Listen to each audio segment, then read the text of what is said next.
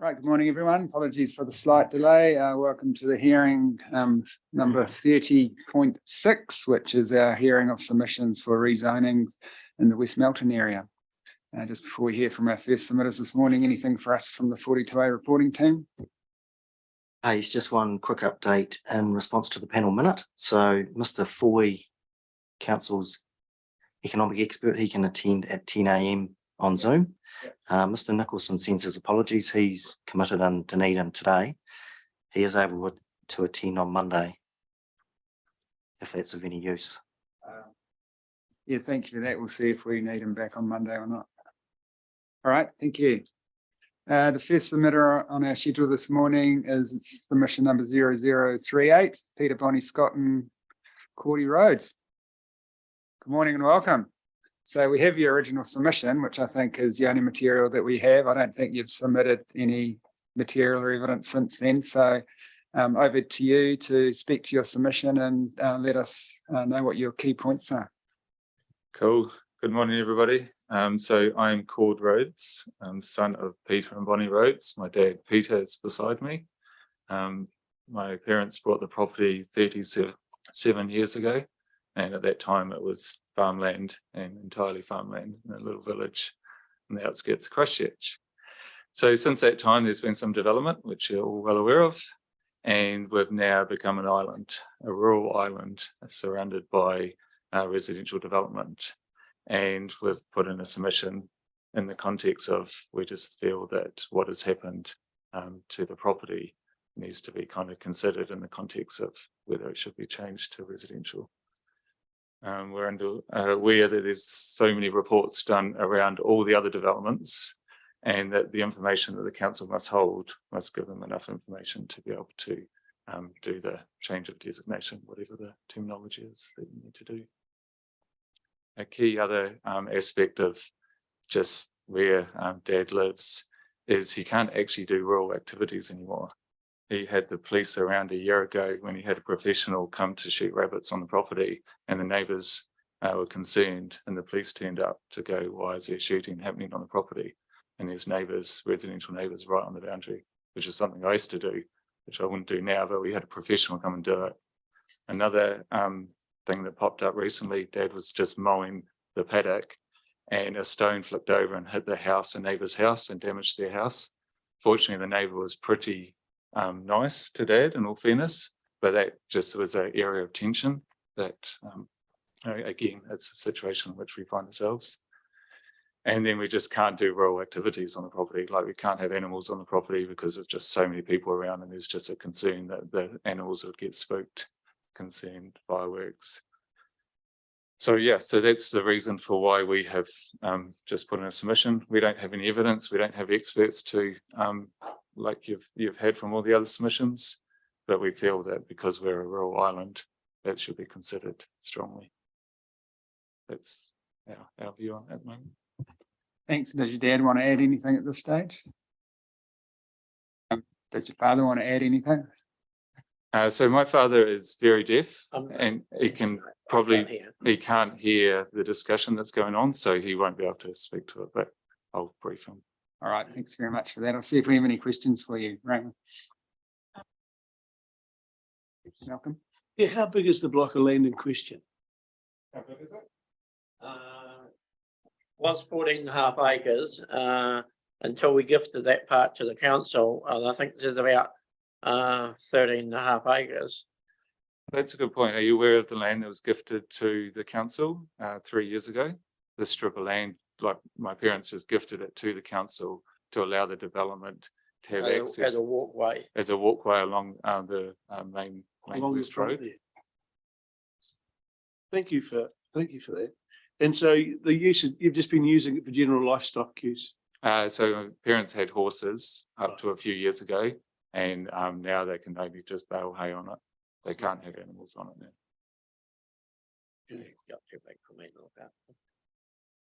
Thank you. And Andrew?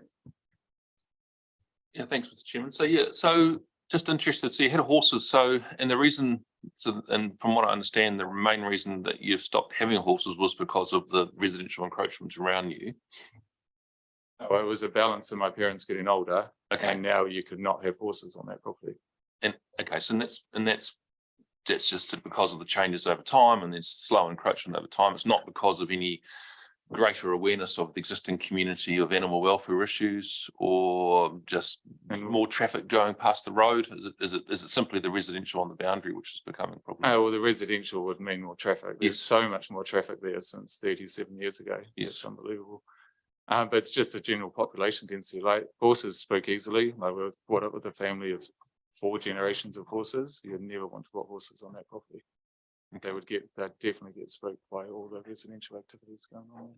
Yeah, and so we often get a lot of evidence around productive potential of a property. So when your parents ran horses, that was an economic activity. That was an actual farming economically viable activity that was done initially. Yep. Okay. All right. Thank you for that. No further questions. I have a supplementary question. What would you class the soil quality as there? Is it? West Melton, which is, for those that know, pretty rocky in places, pretty dry, but actually perfect for horses.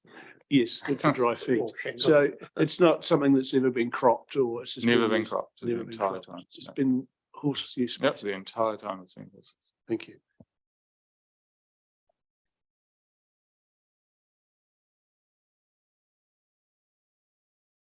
And no further questions from me. I think what you're asking us to do is pretty clear, so there's nothing that I need to clarify with you. Thanks. Okay, so the process going forward, if it doesn't get changed, there will be an appeal opportunity, or how does that, can you just talk to that briefly while I'm here? Yep, we'll make our decision. I think decisions are due to be released around about July. And at that time, if you're unhappy with the decision we recommend to the council and they decide whether or not to adopt our recommendation. It's very rare for a council not to adopt the recommendation of an independent hearings panel. And then they'll issue a final decision, and that is subject to appeal to the Environment Court. Okay. If you go to the Environment Court, you'll need to gear up with lawyers and experts. It's quite a litigious process. Of course, yeah. Yeah. Well, we'll just turn up ourselves, but that's fine. Eventually we'll get somewhere. I wouldn't count on it. Noted. I wouldn't count on it if you go to Environment Court representing yourself. You would need to have counsel law and expert witnesses. and Yeah, yeah. support. That's cool. Thank you for that. Okay. Well, thank you very much and appreciate your time.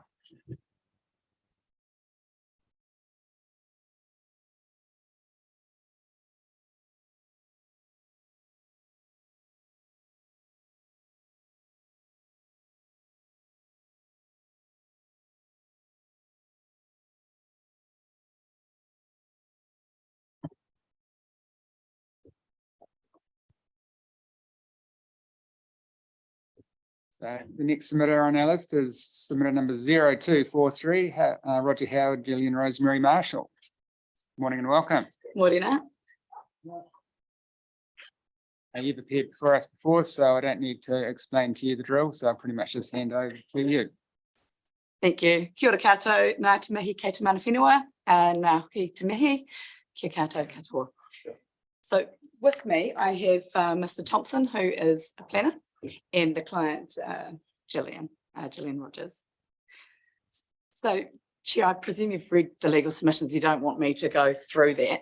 Yep, so as I will then just outline the general thing that I say. Thank you very much for providing your information, your legal submissions and your evidence. We've read all of that material, so you don't need to read it out loud, any of that out loud to us.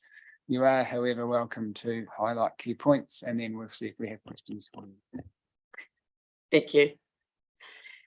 So Roger and Gillian Marshall, they're also on Whedon's Ross Road, and you would have seen in the officer's report that they are also an island surrounded by residential, which has now been recommended by the reporting officer to be general residential as well.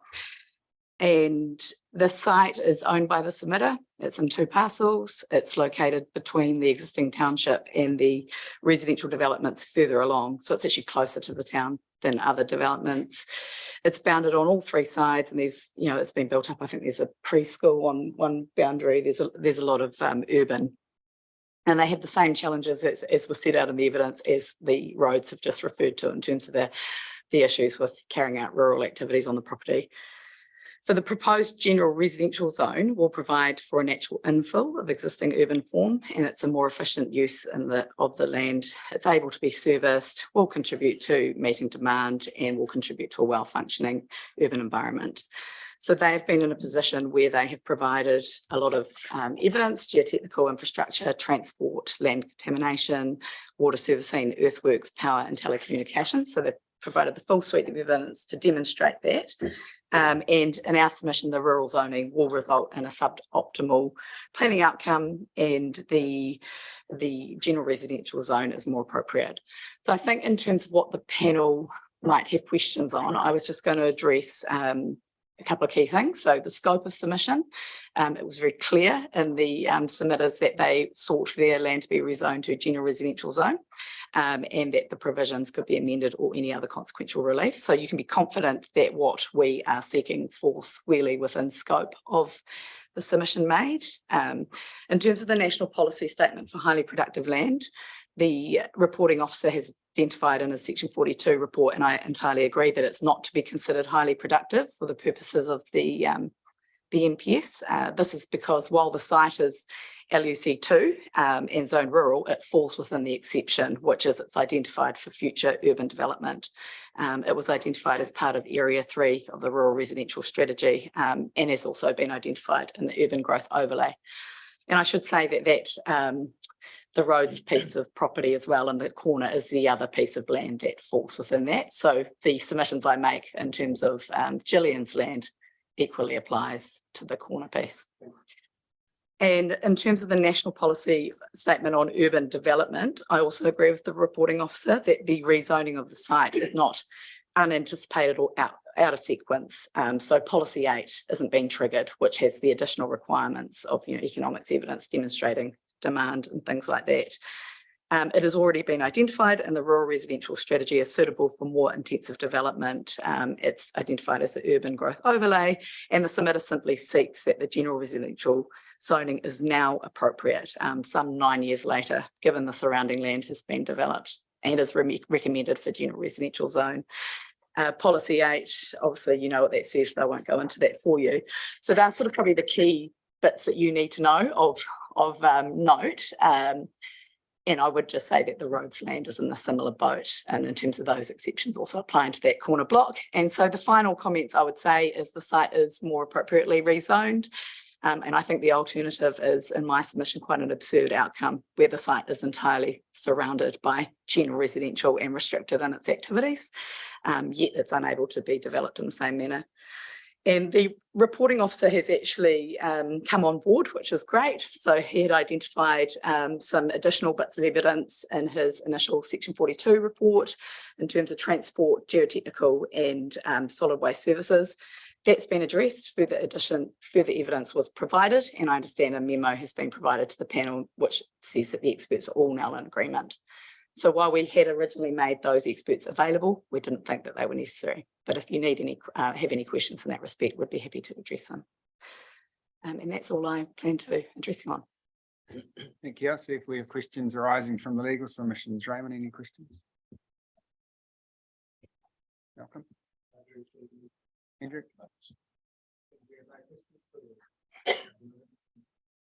Thank you.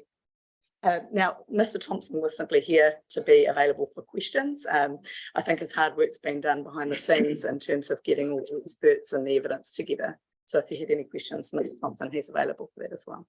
All right, thank you. Questions, Mr. Thompson? Just a query. Does the property have any telecommunications lines running over it? It's got the transmission lines that the white lines they go through. Okay, so who will, and probably too detailed for this stage, but I'm interested in who's going to look after the vegetation under the transmission line. Well, there's an easement which runs through there, and that normally it's the responsibility of the authority itself because there is a 12-metre setback. I think it's if it's once it's subdivided, the land could be on private property, but the housing is set back 12 metres either side. So, So- so who would be responsible for the maintenance? Normally with an easement, it's the authority itself. I might get back to you on that because I'm assuming that the easement is managed by the electricity authority, by the authority themselves. Okay, great, thank you. But I can get back to you on that. Yes, please. Yeah, this you. I was going to say, if it will assist, these are matters that would be required to be dealt with in a subdivision design. And I understand from my client that the developing site next door, who also has that line through their property, has simply put stones and low-lying vegetation as part of their subdivision design to adequately manage that exact situation you're talking about. But if you had further questions, we could provide more information, but I'd be confident that that would be addressed appropriately as it has been for the other subdivision. No, I'm fine, thank you. Thank you. Just one question, thank you. So Ivan, Mr. Thompson, just referring to your evidence dated 5th of August. So it's your main evidence in chief. I just have just one question. Yep. It's just it's the top of page 26. And you refer to it's in your response to City Council commentary. And it's the sentence there. I anticipate that the Greater Christchurch Partnership will have developed an appropriate response that will cater for planned growth by the time the submitted land has been fully developed. Yes. Can you just elaborate on that statement? I mean, what would that, is there an appropriate response in the pipeline that you're aware of? Is what's being planned? Yeah, so I'll just go back to point E, the increased urban development in these areas likely to have an increase. Right, so that's in relation to commuting. Okay, so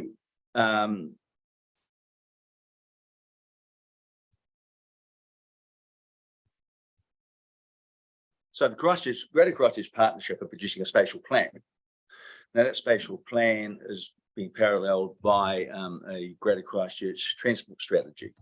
So one would hope that the two of them would come together and to deal with some sort of settlement pattern in the long term, which one would imagine the integration of transport, public transport and development will be a key part of that. So that my understanding is the consultation on that is imminent for that Greater Christchurch strategy. Not sure when it's actually going to see the actual strategy will see the light of day because I haven't really kept up with the partnership recently. But that's what I'm getting at. That there will be a sub-regional transport strategy which will look at the future settlement pattern of Greater Christchurch, and as part of that, I'd imagine they'd deal with whatever public transport solution that they're going to come up with to minimise commuting, and that could well be a change to the function of, say, the Selwyn settlements by making them more self-sustainable, if you like, by trying to get more employment out to these places. That would reduce the need for commuting. It's that kind of thing I was responding to. Right. Yeah, thank you for clarifying that, Mr. Thompson. No further question. Thompson, just one question from me. Your rebuttal evidence, paragraph 22.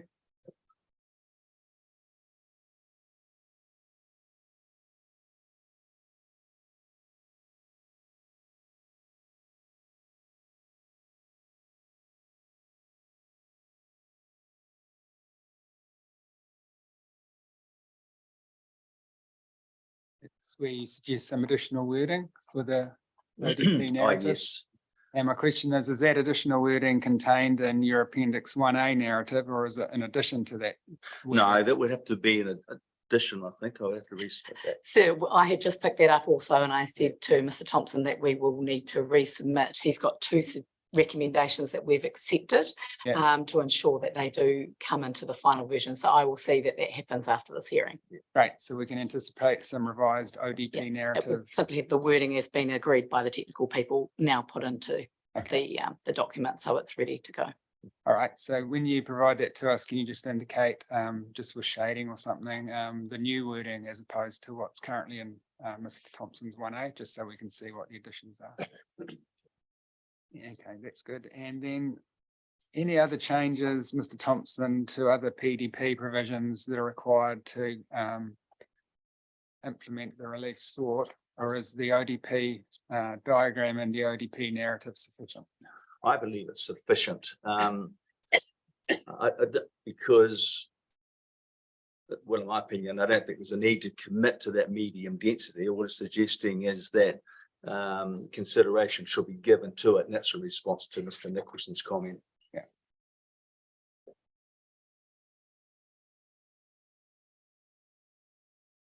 All right, other than that, no further questions for me. Thank you. Thank you.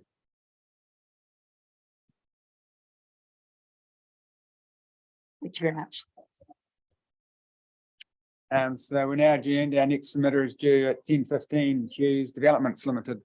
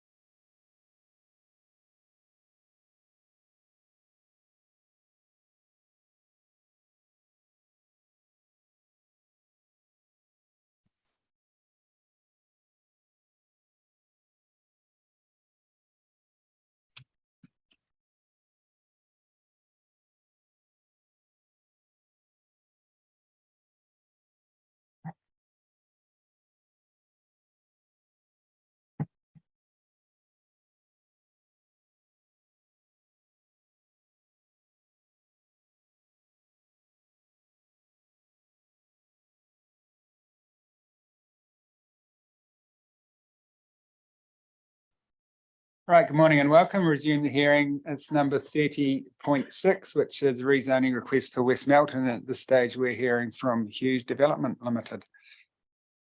So good morning and welcome. Just before I hand over to you, just to let you know, as not sure if you've appeared before us before.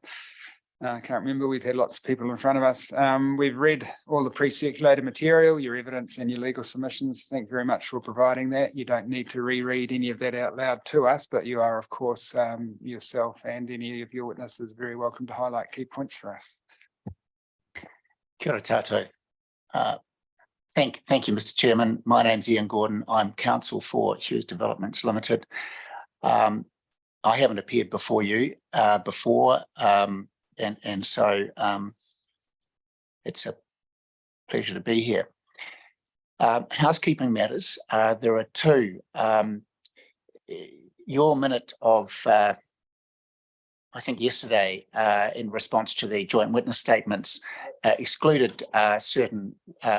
excused certain witnesses, and we left one of those witnesses hanging and without any decision. His name is Stuart Ford, thank you. Yeah. And because his evidence was related to the HPL soils productivity, etc., we assume that he's not required to be here, but he is able to be contacted if you have any specific questions of him. I think that's probably appropriate. I'll just have a quick check with the panel members. So that's fine. The second housekeeping issue is slightly more complex in that Mrs. White, our urban design witness, is travelling to this hearing to be here in person today, but she is fog bound and will not be here before 10:30 at the earliest. So perhaps my suggestion is we leave the urban design issue to the end, if that's all right with you. And then that takes us to how you would like to proceed from here. In the batting order produced by your administrator, I was left to last, and I'm very happy to be the sweeper in that regard, rather than bore you to tears from the outset, going over legal issues. This, as you're well aware, through the witness conferencing process, we've now got a high degree of agreement between the expert witnesses. And my suggestion to you is that that's a powerful signal. And I'll follow up on that in closing if I may. But perhaps the primary issue to deal with from the outset is the economic issue. And hopefully we've got Mr. Colgrave. Can't quite see that. He's standing by. He's standing by as required.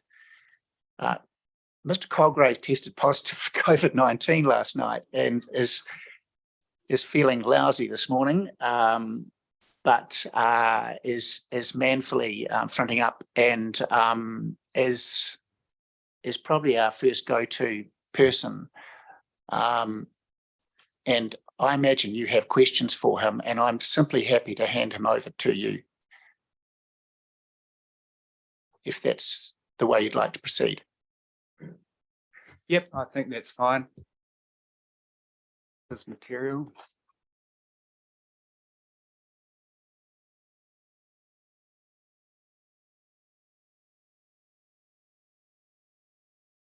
Over to you. And I understand, Mr. Chairman, that you've requested that Mr. Foy be available, and I'm unsure of how you want to proceed in terms of him, whether you want to hear from Mr. Foy first or Mr. Colgrave first, and how you'd like to proceed. We're entirely in your hands in that respect. Yeah, my thoughts on requesting Mr. Colgrave and Mr. Foy were that if we did have questions for Mr. Colgrave, panel members may or may not then wish to get Mr. Foy's response to that. I didn't have anything in particular in mind, but given the request yesterday to excuse certain witnesses, I thought as a matter of caution, perhaps we should at least have those two experts in front of us. And I don't know if we have many of any questions for them, but I thought we should have them here, just a matter of prudence. So we'll just see how that plays out, if that's okay. Certainly. So, Mr. Colgrave, thank you for joining us. I understand you're not feeling very good this morning. No, it's my first go with this, so it's hitting a little harder than I I think the expected. but there you microphone's on go. mute, or we've muted you, or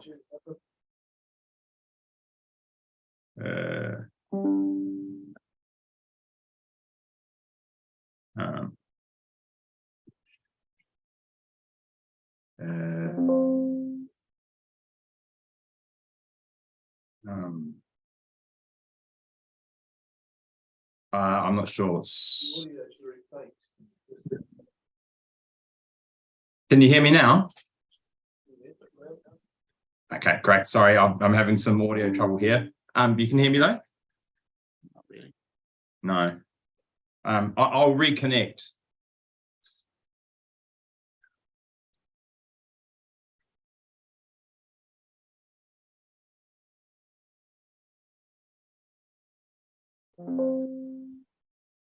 Mr. Colgrave, just while you're sorting out that technical issue, I'll just see if the panel members have questions for you. Raymond, did you? Yeah, Mr. Colgrave, we do have questions for you, so we'll just try and get the sound sorted out.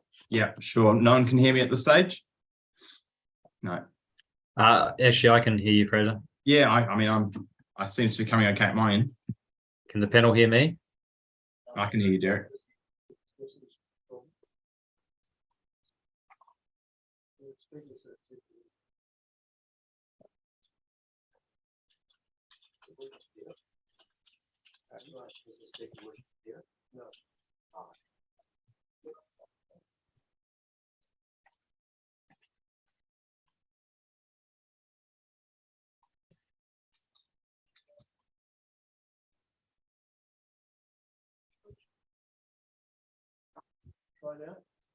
Can you hear me now? Yep, that's good. Thank you very much. Great. So, Mr. Colgrave, thank you for coming in. I understand you're not feeling very well. We've read your evidence. Thank you for that. Are there any key points you wish to highlight for us, or are you happy if we just proceed to questions? Look, I've just very quickly, I think I just wanted to take you to the discuss the JWS. I mean, essentially in the JWS, Mr. Foy and I have agreed to virtually everything. We've agreed that this proposal is needed to meet the MPSUD. We've agreed that it meets the MPS HPL tests. We've agreed on virtually everything except this one technical matter around capacity, sir. Yep, and you just want to explain that technical matter in lay terms for us? Yeah, sure. So Mr. Foy tabled some new information during conferencing that I hadn't seen before, and it suggested that there was feasible capacity for 700 dwellings in the medium term, just in West Melton. Over the last 18 months, that figure has been 181 for West Melton and Prebbleton combined. So in my mind, I've been dealing with a number in that range. And then out of the blue, we've now got 700 just for West Melton. And so that didn't feel right to me. And my sense was that there was something materially wrong with the analysis. Mr. Foy subsequently kindly supplied a copy of the methodology and some parcel level outputs.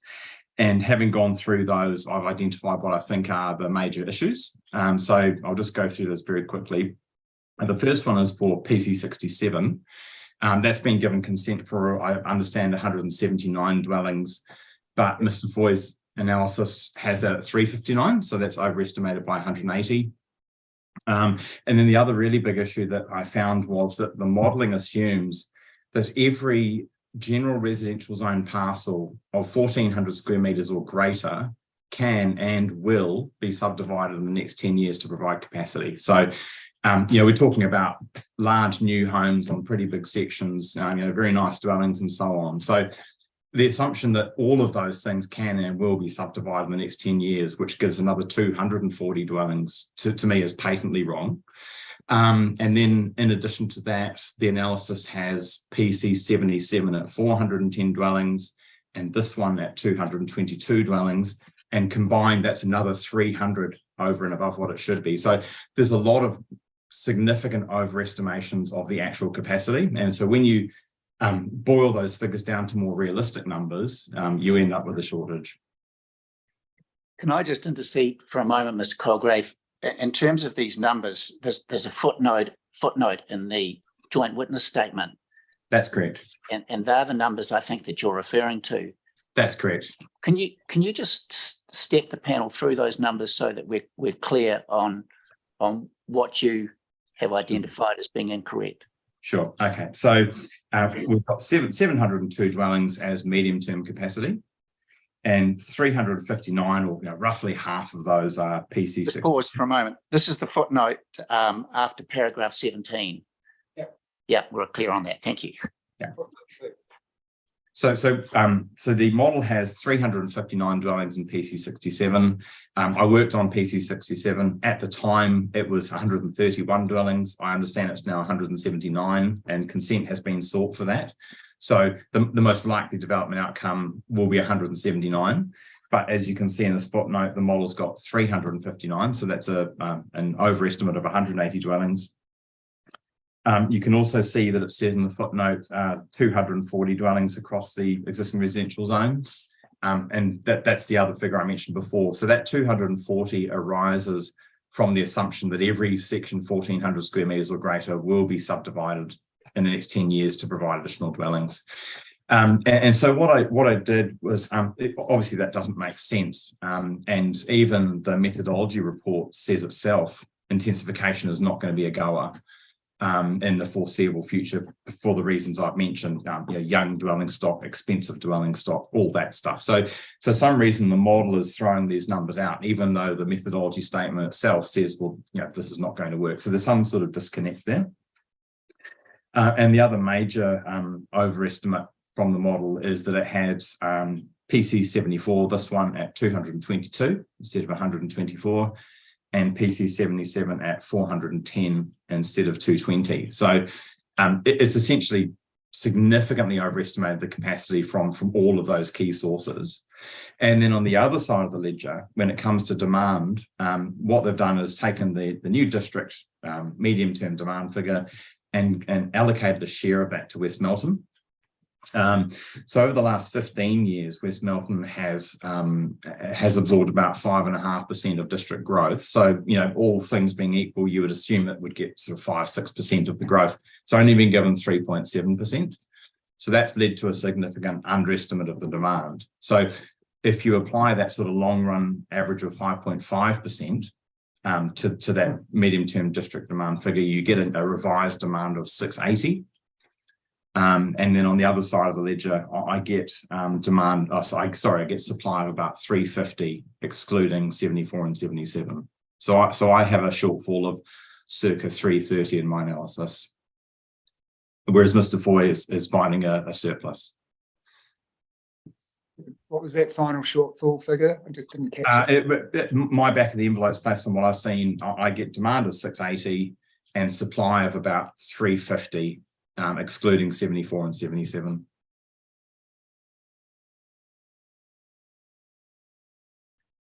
All right, thank you for that. I'll just see if we have questions for you. Then I might ask Mr. Foy if he has anything to add to that, although I am aware that whatever analysis, Mr. Colgrave, you've referred to and what Mr. Foy might wish to speak to is not in evidence before us. So in my mind, I'm not sure what weight we could even give to it, but nevertheless, we'll just see if we have questions for you on that, and then if Mr. Foy wants to add anything, but we'll need to consider what weight we give any this late breaking analysis that's not actually in evidence before us.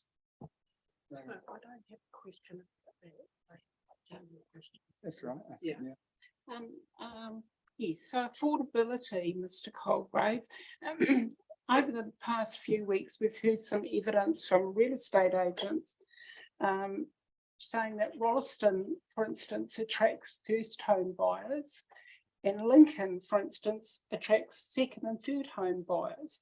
What type of home buyers do you think the proposal will attract? Look, I don't have any information directly to hand on that, Commissioner. I would expect, given the sort of the size and quality of the dwellings and sections there, that it's probably not a lot of first home buyers. There could be some. I just don't have any information on that. I'm sorry. I mean, I would imagine it would be a mix of first, second, third home buyers. Yeah. Okay, thank you. Malcolm? No. And Andrew? Yeah, thank you, Mr. Chairman. Thank you, Mr. Colgrove, for your evidence. Just, I do have a question. Have you done an assessment looking at, in terms of capacity, have you considered, I guess, all of the rezoning plan changes that are before the panel as well? Or have you only, well, has that informed any of your conclusions around capacity and supply? Yeah, so the analysis that we're talking about here is really a West Melton specific focus. And so, we started with PC 67, which is now operative. I understand the Marshall proposal and Marshall rezoning and the urban growth overlay has come to the fore. So those are sort of the two main pieces of capacity in front of us. And then other than that, it's PC 74 and PC 77, and I'm working on both of those. So yeah, I'm aware of those plan changes, sir. Okay. Thank you.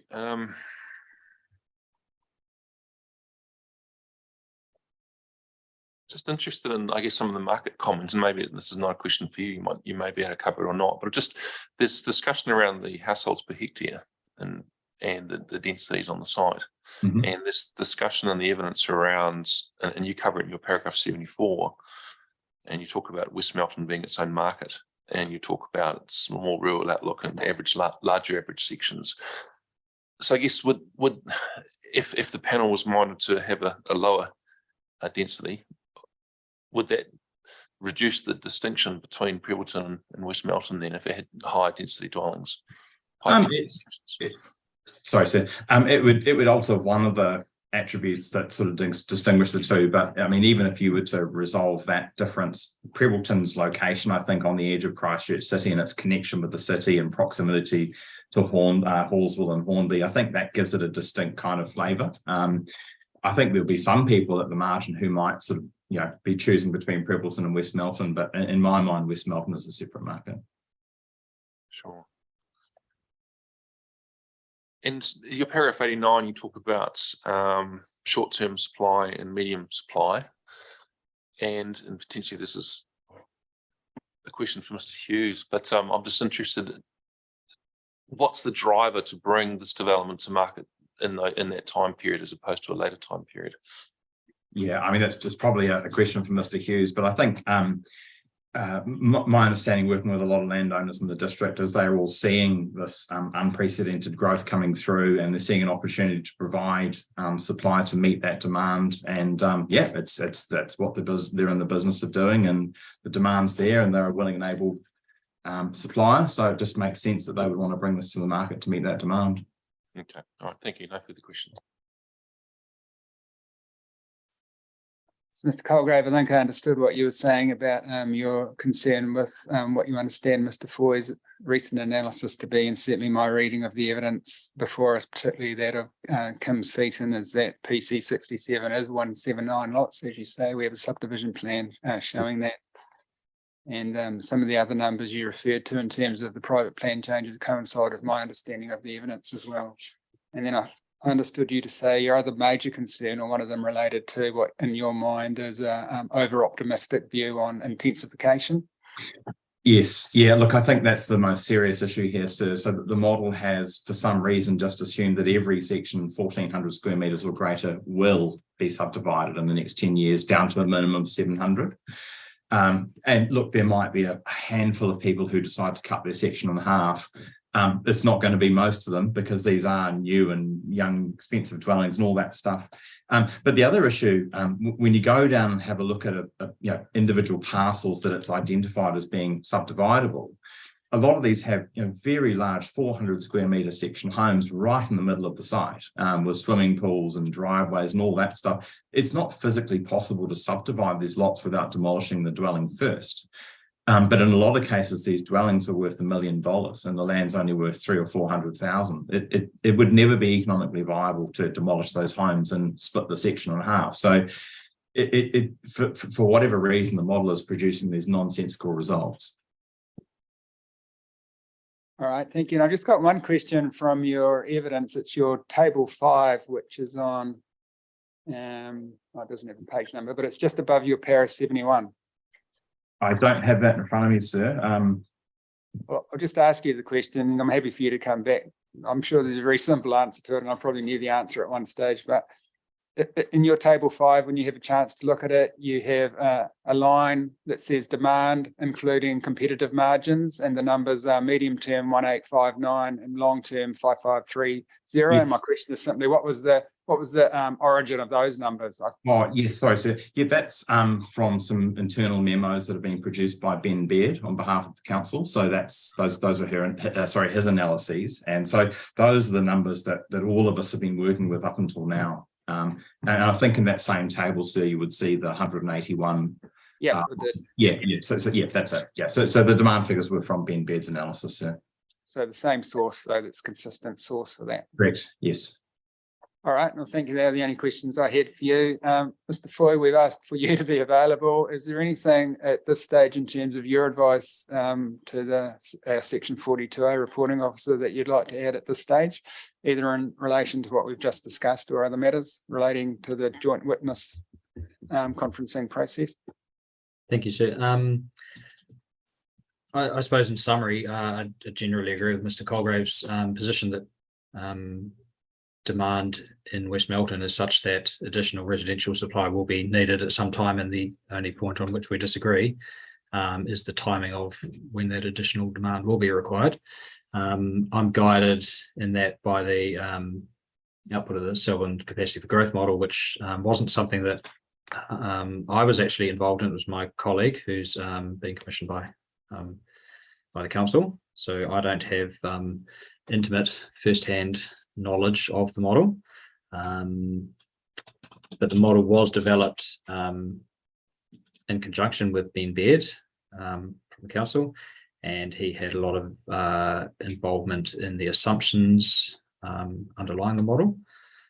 And so assumptions relating to, for example, the plan change area, while there may be a consented subdivision plan in place, construction has not started on that yet, and if there were an opportunity, given a rezoning of the land through this process for a greater density to be achieved, council has assessed that that greater density is possible, given the nascent stage of that land development. So it's certainly not fanciful, and I think I note that in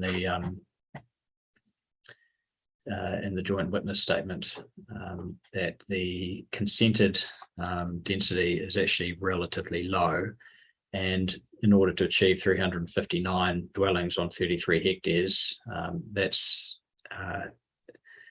not actually an unexpectedly high density, and in fact it's perfectly reasonable. So those assumptions, that type of assumption is made in the model, they're not made with any particular bias to try and squeeze a lot more capacity into particular places. This is a best estimate from the model based on what we know about current and recent development trends. Again, as I understand it, because I wasn't personally involved in the development of the model, but it makes its best estimate of what capacity is in a particular location. So there will always be some disagreements about whether particular sites are available for development or not. But I think some of the criticism about the model overstating capacity in West Melton is probably exaggerated, and I think capacity is the model gives a reasonable estimate of true capacity. I'm not completely sure on the assumptions that drive the infill. My assumptions are that not all parcels with existing properties on them are assumed to be able to be subdivided, and the model certainly takes into account the position of the dwelling on the parcel. So the example Mr. Colgrave gave with a large expensive house in the middle of the lot, the model certainly does not assume that that would need to be shifted in order to make development viable. So it would assume that that would not be able to be subdivided. Yes, those are my responses to what I have heard so far in your questioning.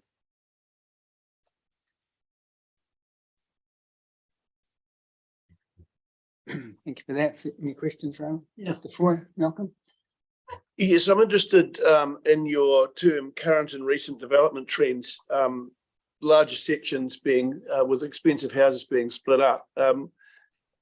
Those trends, are those trends from what you might have observed in the Rolleston environment, where we have seen a lot of infill from larger sections now coming into subdivision and larger properties, somewhat older, being redeveloped? Is that where you're getting some of your information from, perhaps? Well, so the model is a Selwyn-wide model, so it's cognizant of trends across the district, but it does apply location-specific trends to each place. So it applies different assumptions to Rolleston in terms of well, for one thing, the residential zones in Rolleston are proposed to be medium-density residential zones, so it applies a smaller average lot size in Rolleston than in places like West Melton, where the residential zoning will be general residential. And then, so that's one point of difference. The other point of difference is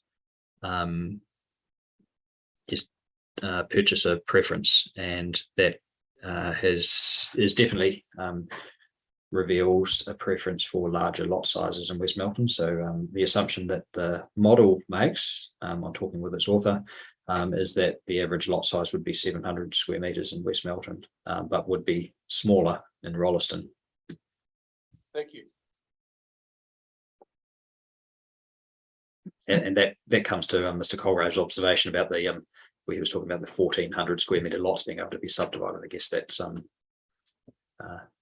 where that assumption would come into, but again, not all lots of 1,400 square meters are assumed to be able to be subdivided into two.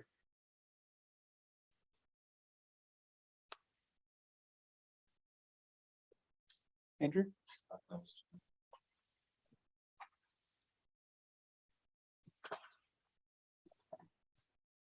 And Mr. Foy, I don't think there's anything that I need to ask you. As you say, you haven't done the modelling, so it's not really appropriate for me to ask you questions about it.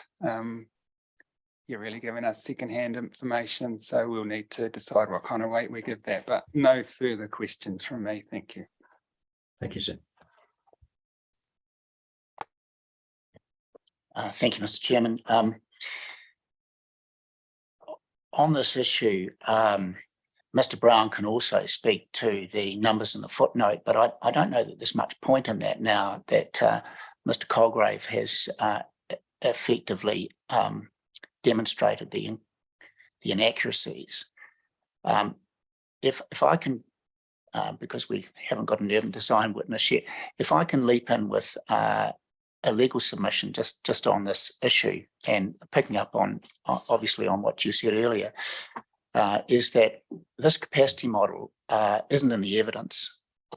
It came about in a discussion between Mr. Foy and Mr. Colgrave during joint witness conferencing, and Mr. Colgrave got the methodology 2 days ago on Wednesday, and hasn't had much time with it. You might have heard him say that he referred to a back of an envelope assessment. So it is, in my submission, it's not so much a matter of admissibility as to the weight that you place on this, if any at all. And if you do want to place weight on it, then I submit that Mr. Colgrave should be given more time to analyse and assess and report to you on it. But in my submission, no weight should be put on it at all for reasons that you touched on, Mr. Chairman. It's not Mr. Foy's model. He wasn't involved in its development. He's not familiar with it.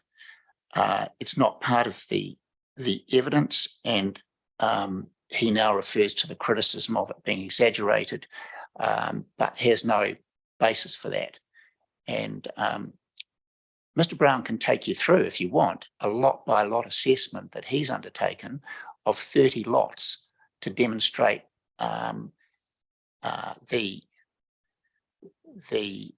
inability of those lots to be subdivided in the near term because of the locations of dwellings within those lots. If you want that level of discussion, it's available. But in my submission, you don't even need to go there, frankly, because this is an 11th hour attempt to screw the scrum that is simply unhelpful to you and unreasonable on the submitter in these circumstances. That's my submission on this point. No, thank you for that. It's very clear. I don't think we'll have any questions on that.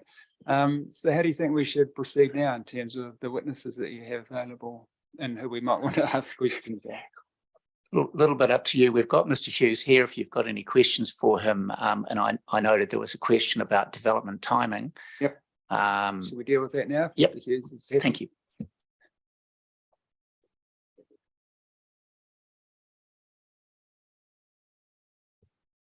So Mr. Hughes, I think one of my colleagues has some questions for you.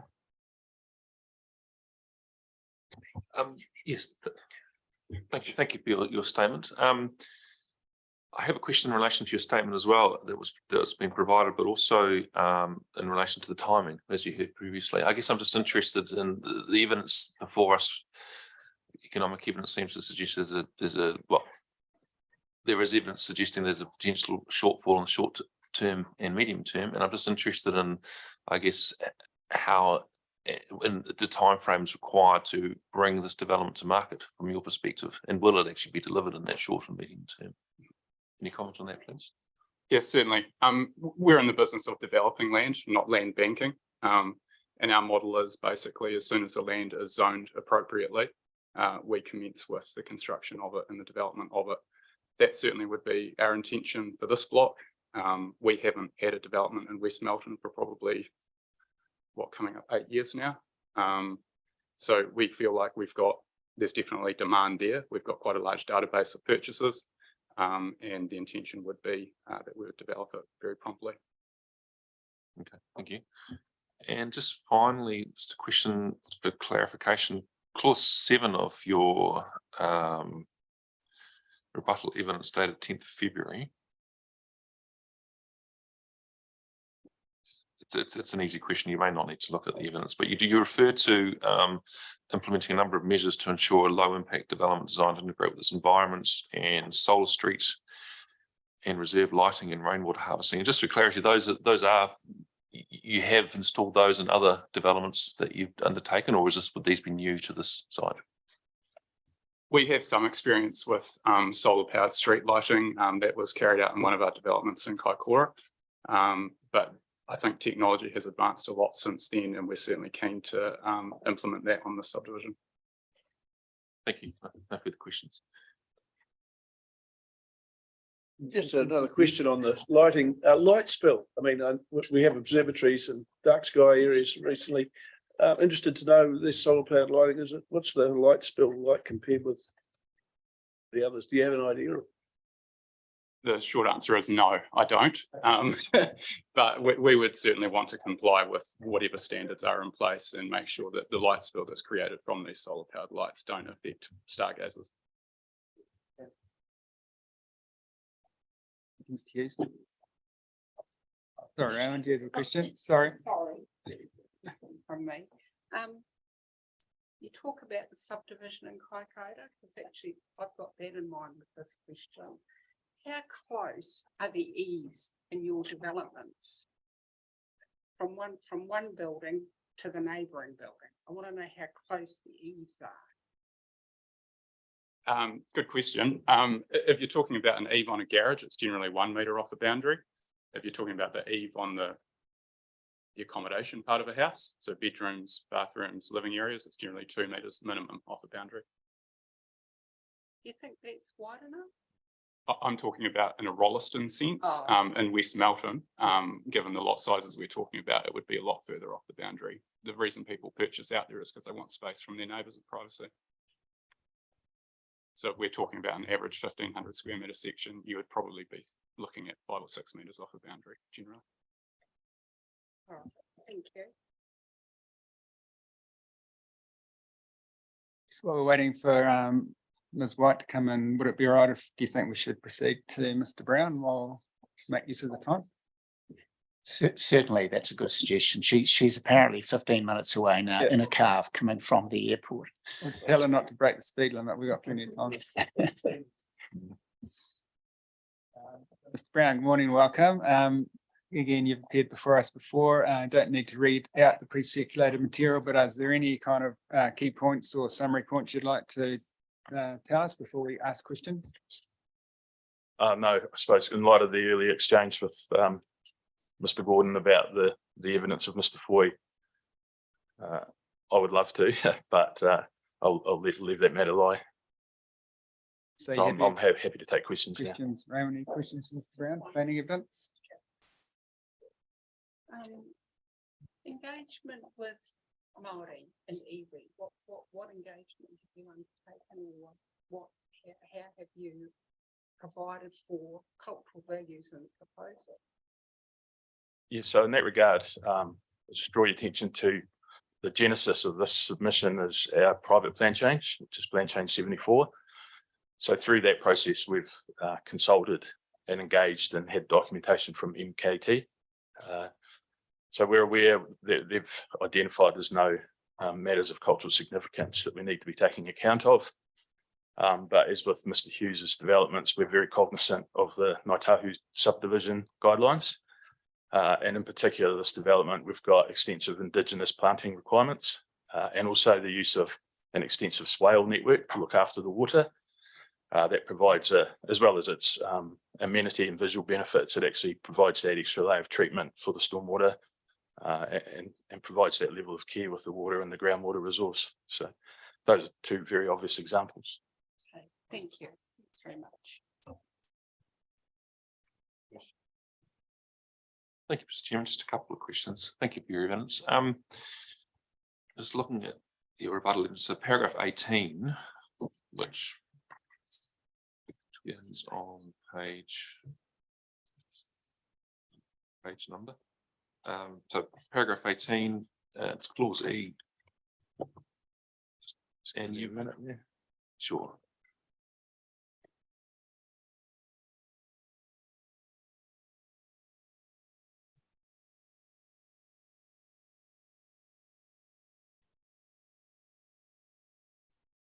So you indicate the proposal is well connected along transport corridors and has high levels of accessibility to current and future public transport. So I'm just interested in what informs your statement around future public transport. What did you base that on? I think you heard earlier from Mr. Thompson as well, and it's appeared in various pieces of evidence that have come before you that the mass rapid transport studies that are being undertaken by the Greater Christchurch Partnership. They've recently released a survey, I understand, and in that is some material that shows some initial concepts, which shows, for example, Rolleston as a regional transport hub for that MRT approach. I've shown how close West Melton is actually to Rolleston and the Rolleston Centre. So the ability to either commute there and park and ride to avail of those MRTs. Sure. There is the funding that's been pushed back a couple of times, but it's still in place in the long term for a cycleway to connect West Melton to Rolleston as well. And again, some of that discussion you had with Mr. Thompson around the settlement approach with Rolleston being a hub, you'd expect there'd be some level of connectivity provided for the outlying areas to get to Rolleston to avail of that MRT approach. Yep, sure. So yeah, that along with the other matters that are in my evidence in terms of Rolleston as a KAC area with high and ever increasing levels of employment opportunity. Sure. Yes, no, I did see the commentary around the closeness to Rolleston in your evidence, but I was just trying to see the link between that and the future PT, and that's the basis for that statement. Yeah, so thank you. Yeah, I suppose. So, and just to finish there, there is an existing PT service out there. Okay. That, as I've shown, is gaining in popularity and patronage. Not to mention the school bus routes, which are very well patronised. Yep, thank you.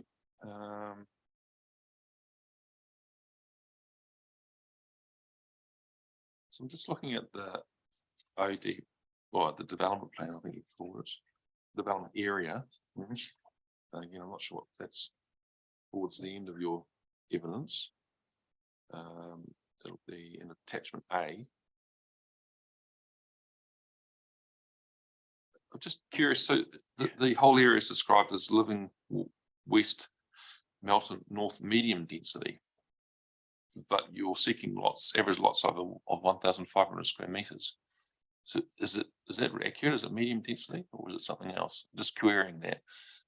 Yeah, look, you've actually pointed out an error there. Thank you. That is the ODP description for our operative plan change. Yes. So what we're seeking here is general residential. So that colouring should just read general residential. Yes. So thanks for pointing that out. That was my next question. But I can expand just to provide clarity for the operative zoning, which that reflects, and it is quite an unusual way of describing the zone because it has a minimum lot size of 500 square meters, and then that goes right up to 3,000. So they call it's called medium density in the plan, and for the purposes of Plan Change 74, we adopted the existing zone without creating a bespoke zone for this site. Thank you to clarify that, because I know there's been a bit of discussion around the what might the appropriate site size be, and this referred to medium. So I was just sort of curious about that. So hence the standards that are included in the narrative to achieve the average in the narrative that ensures that we retain the character and amenity that's already in existence. And that leads to my final question. I'm just interested in the link between the narrative, the ODP, and the rules package. And I haven't gone back and looked at the rules, so hence my question. What is the link between the narrative, the ODP, and the rule? Does the development have to be generally consistent with, in accordance with, or must achieve? What's the phraseology to link the two? You look off the top of my head, I haven't got the exact wording, but there's a specific requirement to be in accordance with the development plan. So it has got a lot of weight when considering it at subdivision stage. Right, and you don't know off the top of your head, you don't know what the status of that if you breach it, whether it's a discretionary activity or. No, I don't, but I'm more than happy to provide quick clarification there. I know in the operative plan it defaults to non-complying if you're not consistent with the ODP. Sure. But I'll double check that. Okay, thank you. Thank you for the questions. Yep, go ahead. Yeah, I'm very interested with the variation in lot sizes. There's some large lots and small lots. And the previous conversations we've had about yield, for want of a better word. Would it be the intention that you would be putting some form of caveat on those lots so that they couldn't be subdivided in several times, the larger lots? Yeah, look, without speaking for Mr. Hughes, I can speak of how we've done all the other developments and its general practice for restrictive covenants preventing further subdivisions to be in place for a minimum of 10 years. You'll note from Mr. Whelan's evidence before you for the Plan Change 67 area, he confirms that Willfield have got covenants that restrict further subdivision, and they expire 2035, I recall. And Hughes Developments adopt the same approach. Thank you. And for example, there are still covenants of that nature in place in Halkett Grove, which is in the top northeastern corner of Gainsborough, adjoining this development. Okay, thank you. Mr. Brown, I'd identify the same issue that Commissioner Willis had. So I'm looking at the outline development plan diagram, and the narrative is attached to Mr. Gordon's memorandum that came in yesterday. I'm assuming that is the latest state of play. So you've indicated that the yellow area, living West Melton, should be GRZ. The orange, what PDP zoning should the orange be? So that the orange is intended to be just an overlay, because you'll see in the narrative we prescribed that 10% be under the 1,000 squares, but the extension of that is it needs to be located around the reserve to have the benefit of the open space relief. Right. So that hasn't got a zone. That's just an indicative overlay to identify where that 10% is to be located.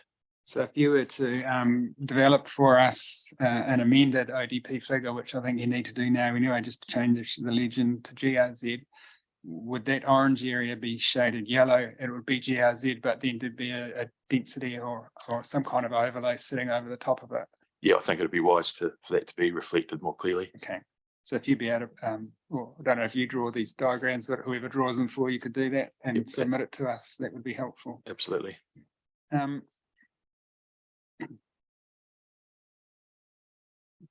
If you want to wait till Ms. White arrives before dealing with my next question, then I'm happy for that. The issue that I wanted to explore with Ms. White was just about specification of a density or not.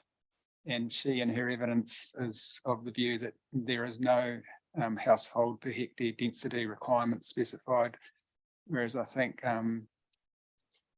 Mr. Nicholson and Mr. Friedel are recommending, or Mr. Nicholson was in favour of 10 households per hectare, and Mr. Friedel has settled on 8 households per hectare, which Ms. White's, I think from her evidence, is his sort of second best option if one is to be specified.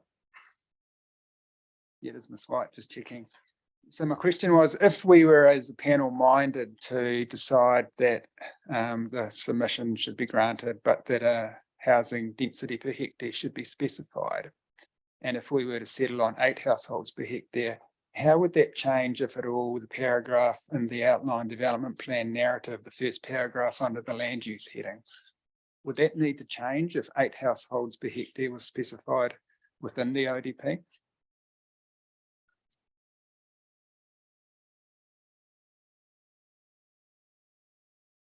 If it was specified at 8, I think that would remain Would be eminently okay? achievable. Okay. I've spoken to you before in the urban growth around Yeah. my thoughts around net density. So, yeah, I think we could achieve that narrative and those what we consider quite important outcomes with 8. And follow-up question, if we again were minded to impose 8 households per hectare, would that affect the anticipated yield, the 124 sections, isn't it? It potentially could. Back to my old friend, the net density, that figure and the yield, the relationship is dependent on how you deal with the land in terms of road widths and stormwater. So again, the yield would be in the ballpark at 8. Okay.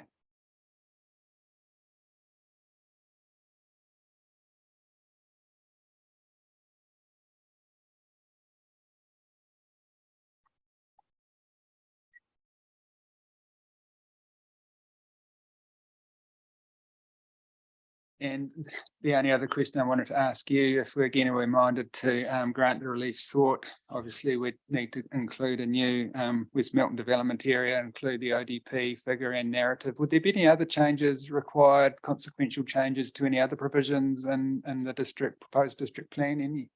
Any rules or policies, anything else need to be amended?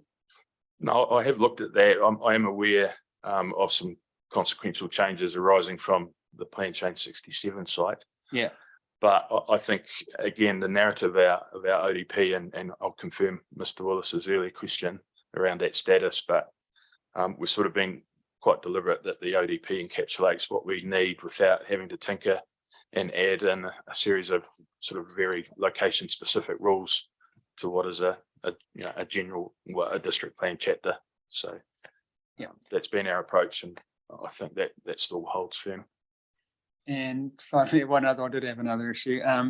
Just in terms of the outline development plan narrative, it uses different headings that the ones in the proposed district plan use. They use headings, context, land use, access and transport, open space, and then servicing. So if you'd be able to provide an amended narrative, just have a look at the online e-plan and just see how the ODPs are described in all of the development areas that are already notified, and just align this wording with that would be helpful. Yep, we'll do. So we get some amended narrative wording and an amended ODP figure. That would be great. And the issue I wanted to explore with Ms. White was really just the issue of density. I just wanted to ask her about that. So I'll wait for her to come. She can't be far away. Perhaps I can meddle by asking Mr. Brown to comment on one of the other issues that was discussed by Mr. Nicholson and Ms. White. And it's mentioned at paragraph 14 of the joint witness statement, in that Mr. Nicholson considers that a shared path along this section of State Highway 73 would improve the pedestrian and cycle connectivity to the site and would provide a more direct and legible alternative to the Roster Drive connection. And I think, Mr. Brown, you've looked at that and whether there would be sufficient width within the state highway margins to create a safe shared pathway. Is that something you can comment on? Yeah, so for the purpose of just expanding on that point, Mr. Hughes did ask if I could look at whether that was achievable, because he definitely wasn't averse to putting a path in if that met the requirements of the urban design and transportation witnesses of both parties. But I note that the transportation experts agree that one isn't required. But allied to that, I did go and have looked online, looked at the legal boundaries. I've looked on site myself. The gap, or the distance between the edge of seal of the current state highway, and it's been untouched due to the current works that are occurring at the intersection. So the distance between the edge of seal and the property boundaries, which is the Selwyn stormwater basin that runs for a fair length, and then there's 5 properties. So that distance varies between 4 and 4.5 meters. So a minimum requirement for a shared path is 2.5 meters. So you can automatically see that that leaves very little room for separation from what is a state highway. And so we're actually not comfortable that that is actually the most appropriate way to provide for the shared cycleway, and that the internal connectivity through Rossington, which takes advantage of the existing pedestrian refuge on the state highway and then connects to the new footpath that goes through Mr. Rhodes's land, as you heard earlier. That's the preferred position. Just clarify for me whereabouts you're talking, along the frontage of State Highway 73. That's correct, yeah. Which on the ODP shows there the landscaping strip. Yep. So what has been required by Mr. Nicholson is that we provide a shared cycle path from our site, so along the frontage of our site, and then that continues further down the state highway towards the township. And it's about 380 meters until there's a pedestrian crossing point that's already in place for the Rossington connection. So there's about 387 meters from our site to that pedestrian refuge. And along that span, it varies in width to the edge of seal of between 4 and 4.5 meters. I was just trying to catch up with what you were saying, and so just summarize again why you can't do that within the proposed development area. Why can't you have a shared path within that landscaping strip? Sorry, the landscaping strip, that's within, as shown on our ODP, the landscaping strip's a totally separate issue. So we're actually talking about a path that will go beyond our site along the state highway for 387 meters beyond our site. All right. So and in that space, it's a narrow space for a state highway off-road cycleway. I'm catching up. So the issue of contention is not within the ODP area, it's beyond the ODP area. So Mr. Correct. Nicholson thinks you should provide a shared path along land you don't own. That's the first premise, yes. We can't do that. But that's not specified in the ODP narrative or anywhere, is it? No, it's something we haven't agreed to. Yeah, okay. No, thanks for that.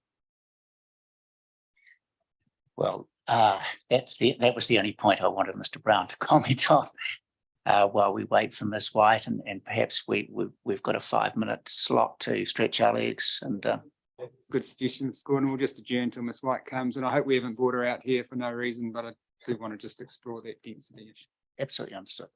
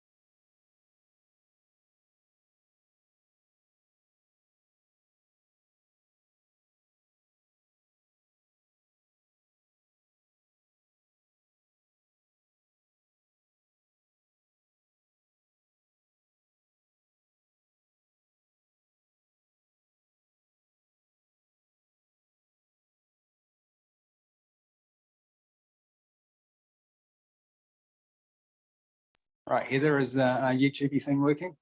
Yep, good. All right, thank you very much for coming in, Ms. White. We just wanted to explore with you the issue of whether or not there needed to be, should we be minded to grant the release order a minimum density specified in the ODP. So I wanted to talk to you about that. But before I do that, and Mr. Brown, this might be a question for you or someone else in your team. We were talking about the ODP figure and how the yellow would be GRZ and the orange blob might be GRZ with an overlay. Is another option for the orange portion to be MRZ?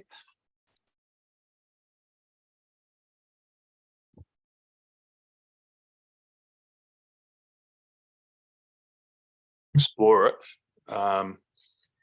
Just what we've tried to do there is to still provide a I wouldn't actually call what we're seeking to provide by the way of those lots as medium density, and it might not fit that framework in terms of minimum site and average site size. We're trying to achieve below 1,000, so between 650 and 1,000.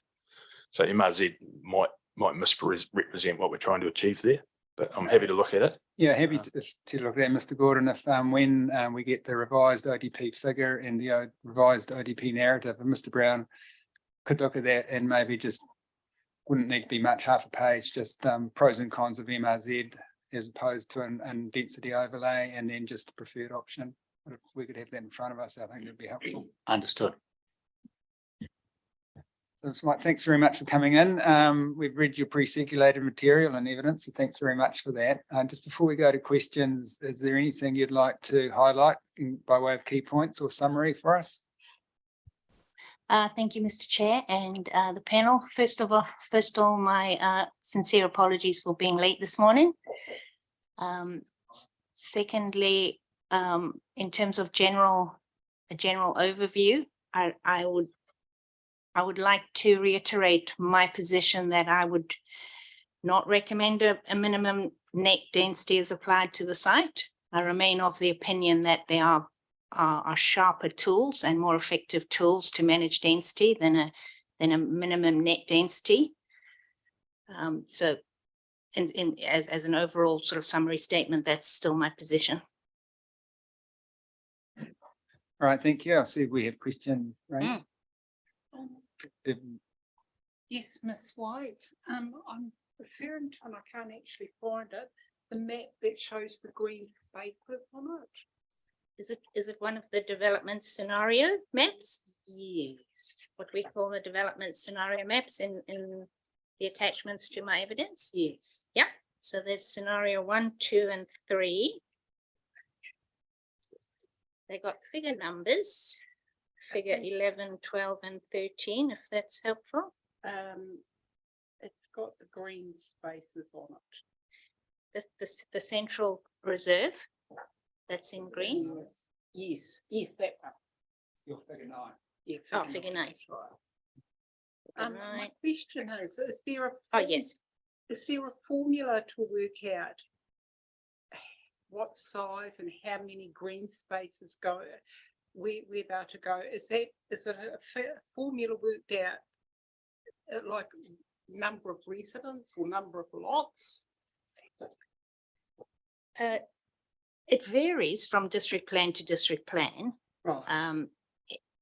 There used to be a formula like that years ago. I remember in many district plans.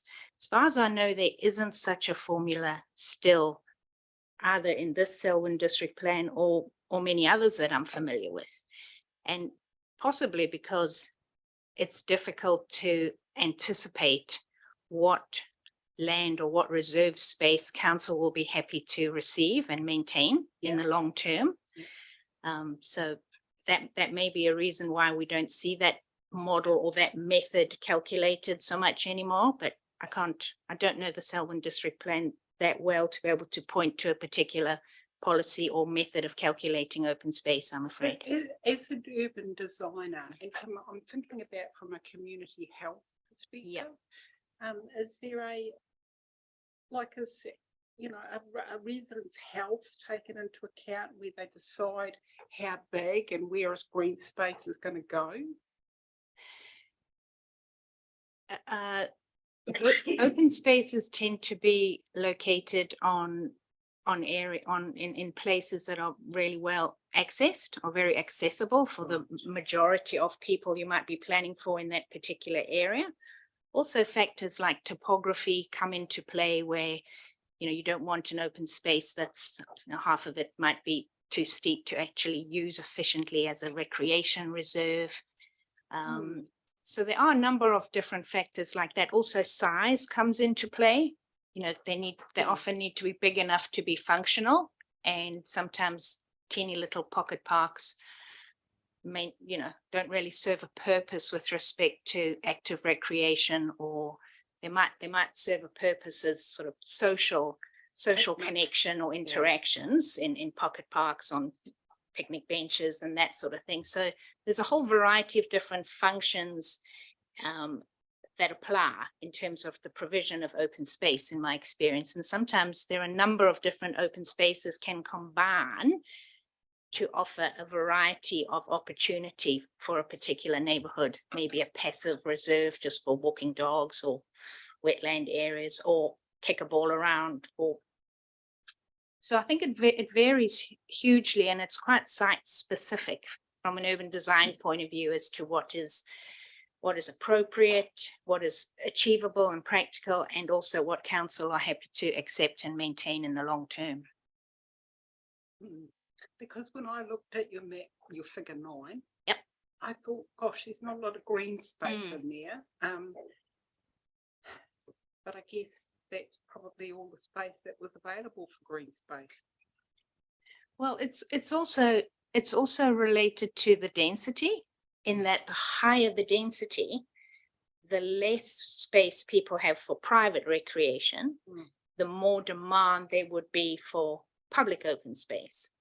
And so the higher the density, I think the greater the need for public open space. But in this particular location, the lots are relatively large. People have space within their own private lots for kids to run around and play backyard cricket and that kind of thing. So it may be that the need for active recreation space is not as necessary in a location or in a development such as this. Yeah. Medium density housing, the kind of pocket parks and the little neighborhood recreation reserves become even more important, because it's all people have to use. Yeah.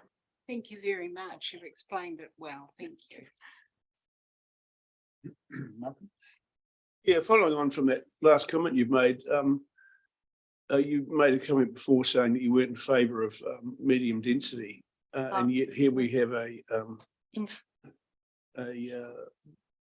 green space on your figure 9 or whatever, which would seem to me to be ideal location to have medium density around it. Commissioner, I don't believe I'm not opposed to medium density. Okay. Just to be clear, my position is that I'm opposed to applying a minimum density as a tool in this particular site or development plan. The development scenarios in my evidence do actually illustrate what can be termed medium density development as an option. And I do support clusters, if you like, what medium density means different things to different people. I mean, in Auckland, medium density is 150 square meter section, easy. So it's a bit different. So I think we need to sort of measure, understand the variety that comes with that term. But certainly I support a variety of housing and some more intense housing surrounding an open space as indicated on the ODP. Right, thank you. I mean, Mr. Brown made some comments previously about linkages to park and ride and mass rapid transit in the future, and I'm just sort of looking long term here, thinking of our carbon futures, as we all need to be, and seeing the opportunity within your ODP I see in front of me here. Thank you. Andrew? So I just wanted to explore with you the issue of the specification or not of a minimum density. And I think my understanding is that Mr. Nicholson, and this is building on the joint witness statements, and by the way, Mr. Gordon, thanks very much to you and to the staff for undertaking the joint witnessing caucusing process. It's always helpful. So Mr. Nicholson supports 10 households per hectare. You prefer not to have one, but if there was to be one, you think 8's appropriate. So really, I just wanted to explore with you the principles that would underlie whether or not one should be specified. And my understanding of the urban growth policies in the proposed district plan is that outside of Greater Christchurch, they don't specify a minimum density. Within Greater Christchurch, it's either 12 or 15 households per hectare. I mean, we still need to make decisions on that. But outside of Greater Christchurch, am I correct in assuming that the driver is to really look at the existing character of these townships and to reflect that while also acknowledging the need for greater capacity in some places? Is that a reasonable understanding, or is there a nuance that should be put on that? I think my interpretation of the NPSUD, for example, I think it's an appropriate to recognize place rather than provide a blanket tool across the whole district, if you like, where one place needs to achieve the same sort of outcomes as any other place. There's a very clear urban design principle, best practice principle of recognizing context. And for example, the New Zealand Urban Design Protocol, it's kind of the number one on the list in terms of, recognizing where you're working and respecting that particular place with the intention of creating environments within a district, a country, neighborhood that are different, that have different character, that have different identity. So a lot of the time, urban designers are kind of fighting against the outcome of what we call kind of a nowhere place. Every place looks just like every other place. And that's not generally regarded as a good outcome. And I, second that, obviously. And so applying a minimum density across a whole region, for example, fights against that outcome. And I certainly don't interpret the NPSUD as promoting that. I interpret the NPSUD as really recognizing the relationship between density and place, density and public transport use, density and social and community services, and the proximities and the appropriateness of the right density in the right place. And you might argue, well, do we get some sort of level of delivery under a minimum density with respect to, carbon emissions and that sort of thing? And I think it's really chasing those objectives in terms of the bigger picture parameters of climate change and carbon reduction needs to be considered across the whole district rather than every place needs to deliver in the same way to the same extent on those objectives. So it's a balancing act. Yeah. And you talk at your paragraph 24 of your rebuttal, you do talk about if a minimum density was to be imposed, you do use the word strike the best balance between competing drivers. I think that reflects what you just said to us. Are you able to explain to us how the development might look different if a minimum density of, say, 8 households per hectare was specified, and if it wasn't, would there be a materially different outcome on the ground? So I think my development scenarios help us answer that question. Scenario 2 is kind of close to 8. Just pause when we find it's that. On figure 12. That's a scenario that has something that is in the region of 8 dwelling units per hectare. And you can see that it includes, quite a wide variety of different sections, including, some between the 500 and 550 square meter range. So that would if a scenario like that was adopted, then there would be smaller sections than currently indicated on the plan, as an example. But that's not to say that there would have to be smaller sections, because you could still reduce the size of some other larger sections, for example. So, yeah. So it would be different, but not materially different, I think, from what is currently shown on the subdivision plan. The subdivision plan you're referring to is your figure 9, is it? Figure 12, Commissioner. Oh, figure 12 shows the development scenario, which is something approximating 8 dwelling units per hectare. But I'd like to reiterate that that's just one scenario. You know, there's 100 ways to kind of skin that cat within the constraints that the ODP, the development plan, provides. So I could have drawn you a whole nother development scenario, but just illustrating that. And there was a second part to your question, Commissioner. What would happen if we didn't get 8? Was that? I was really just interested to know, I think you've answered it. If we did impose a minimum density of 8 households per hectare, what would happen on the ground look materially different from the case if we did not impose an 8 households per hectare? And I think I've just written down, in your view, it wouldn't be materially different. It depends in the design, really. And it depends where, where some smaller sections may be located, for example. If they were located right at the entry or right on the outskirts or the interfaces, then, it might look different to some people at some time. So it really comes down to the design itself of the subdivision and how that's delivered. Yeah.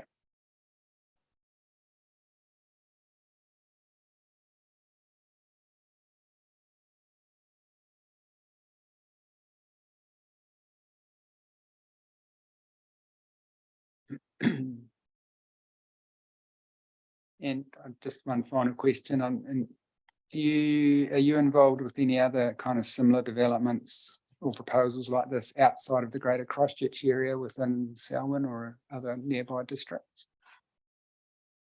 Within Selwyn, I've been involved with Farringdon, fast track application for the development of what we call Farringdon Oval. I think you're aware of that one. So I've been heavily involved in providing urban design advice and input on that particular project, which of course is a very different beast to this one. Yeah. What else in Selwyn? Well, I've been involved with Farringdon for many, many years. What else in Selwyn? It might be it in Selwyn. Yeah, the basis for my question was if you'd been involved with similar types of developments as the one before us now, whether or not a minimum density had been specified in those cases. The only other plan change I have been involved with a minimum density was probably about 10, 12 years ago, or maybe even a bit more, time flies, was the Pocono plan change in the Waikato.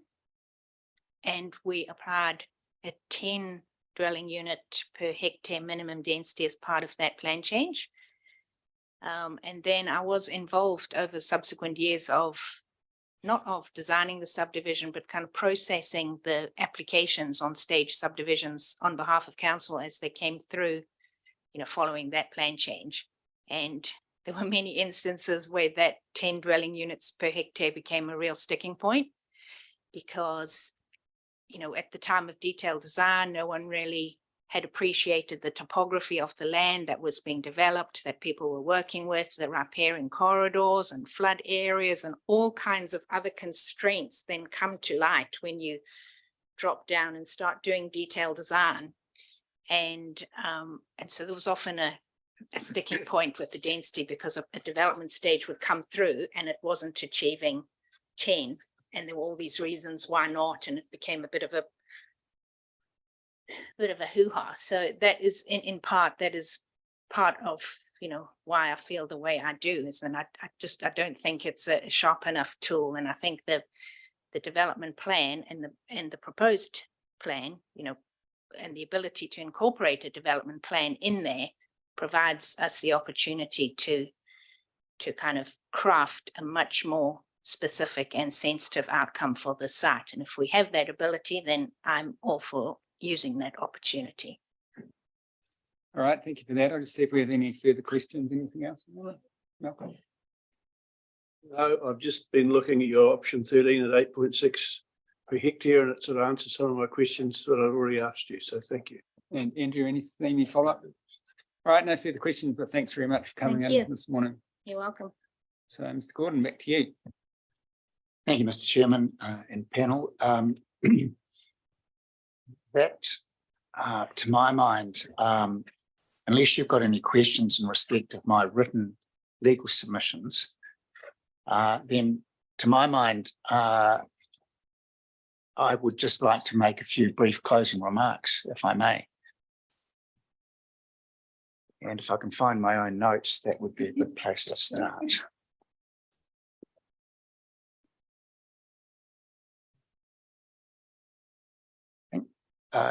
In a very brief opening remark I made, I said that the agreement of the expert planners was a strong signal, and I maintain that that's the position here. And first and foremost, in that regard, the expert planners are in complete agreement that both of the national policy statements are implemented by this proposal.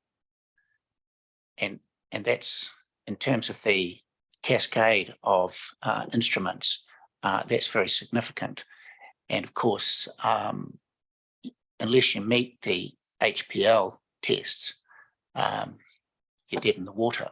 But this is a proposal that meets those tests, and all the witnesses before you relevant to that issue are in agreement.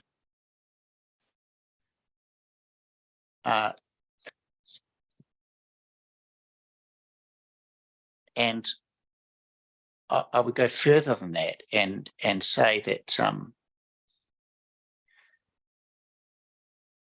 the agreement of the expert planners who've had the process of dealt with the process of taking all the information and sifting it down to its absolute essence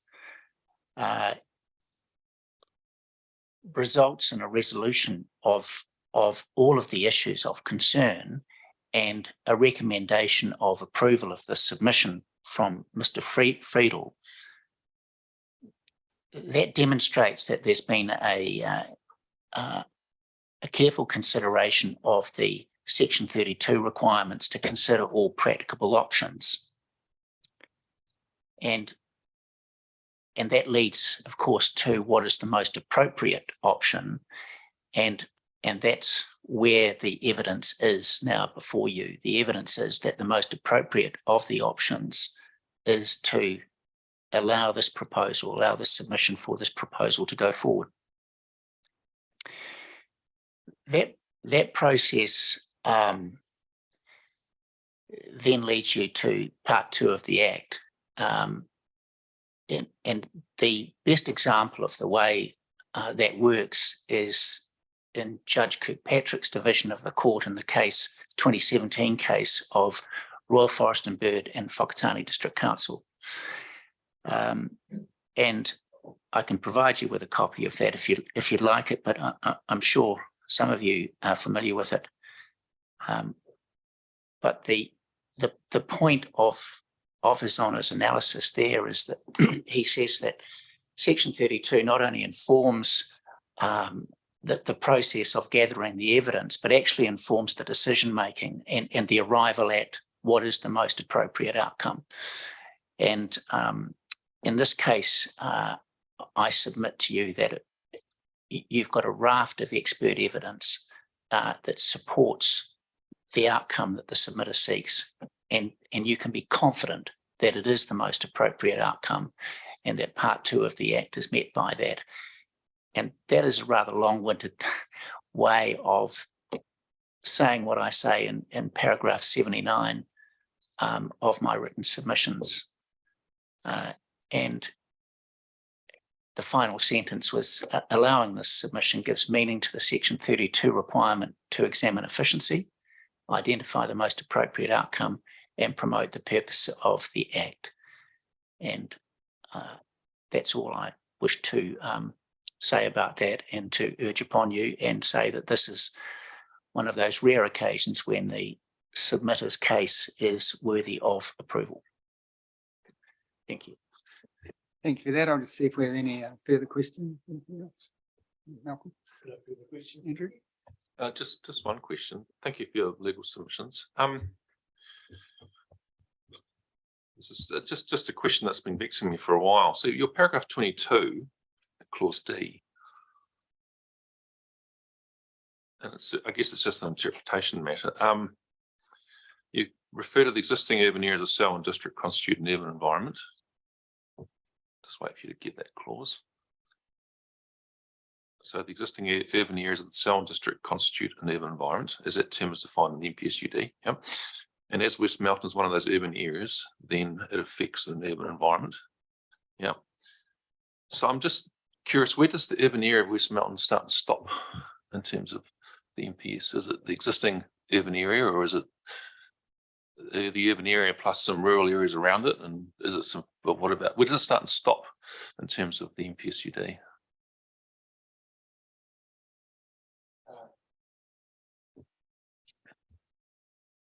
Well, the NPSUD contemplates the addition of areas that aren't already. Yeah. No, it's actually looking for policy 8. Thanks, Mark. Aren't already plan ready. So there is no hard and, in terms of the NPSUD, it contemplates the addition of non-zoned land to urban areas. So there isn't a black line, if you like. Sure. So I'm just looking at the definition of urban environments in the NPSUD, and it talks about is or is intended to be predominantly urban in character. So how do you apply something that is urban, is or is intended to be urban in character, the interpretation of that applied to a rural area, which is clearly an area we anticipate expanding to around an existing town? I'm just exploring that relationship. Yeah. Well, I suppose you come back to policy 1, what is a well-functioning urban environment? And it doesn't have to be the existing urban environment. It can be, it can include a proposal to add land to that urban environment and expand it, and yet still be a well-functioning urban environment. Mm. Yeah, well, I guess, yeah, okay. So I guess I'm just exploring what is urban versus what's not urban, in terms of that definition in the NPSUD, and how might that apply to West Melton? Well, and it's something that I haven't seen a lot of guidance on to date. Potentially because no one's thought of it as an issue, but I'm just trying to work out in my mind how can something that is predominantly, if it's rural, but it should be urban in character, how does it pass that definition test? Right. So you've got something that's already urban zoned. Yes. And then you've got something that is intended to be urban zoned, that's presently rural zoned, intended to be urban zoned, and the NPSUD provides that pathway. Yeah. So your intended is, in your interpretation, is you're intending it through your submission. Okay. Thank you for clarifying that. And what I was doing at paragraph 22, A through G, was referring to the decision by Commissioner Caldwell in Plan Change 67 and the conclusions that he reached in that rationale in coming to his decision. And the problem, of course, is that you've got a guidance document from the ministry as to how one might apply the NPSUD, but two judges in particular, to use the vernacular, have trashed that process because the guidance is non-binding, non-statutory, non-binding on you. It's one way of applying a national policy statement, but it's written after the event, to use Judge Dwyer's approach. And he, in a very recent case, and it was an enforcement case, but he said that the the guidance document has no weight whatsoever in evidence. It's just one way of applying it.